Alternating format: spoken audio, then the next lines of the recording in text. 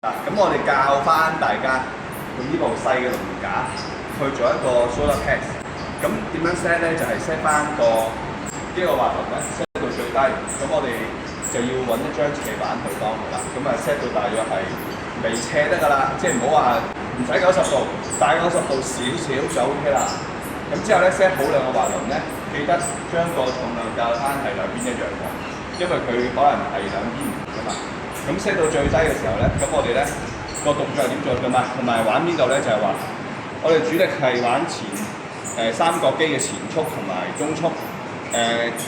前速大約60% 度啦，中速我覺得就應該係40，係啦，大約係咁樣啦。咁我哋個動作係點樣做咧？坐翻埋嚟先 ，OK？ 我揾佢，咁一邊手揸住，一邊咁嘅把手，我哋揾翻呢啲咁嘅把手啊。好，將佢擺到個手踭喺個膊頭前少少，你可以側邊影少少啊。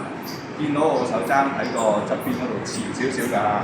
咁之後咧，慢慢咧嗱向入推，可唔可以影翻前面啊？可以，一個斜線入，少少斜線入，落嘅時候落到幾多啊？落去差唔多水平個膊頭，或者低個膊頭少少啦，有拉扯力量。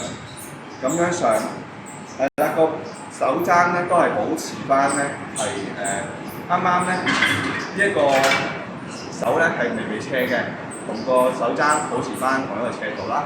咁樣推上嚟啦，落嘅時候都係保持翻啦，慢慢打翻開佢啦，就唔需要伸直晒手㗎啦，呢個位置最好直啦，亦都唔好聳肩，咁就 OK 㗎啦。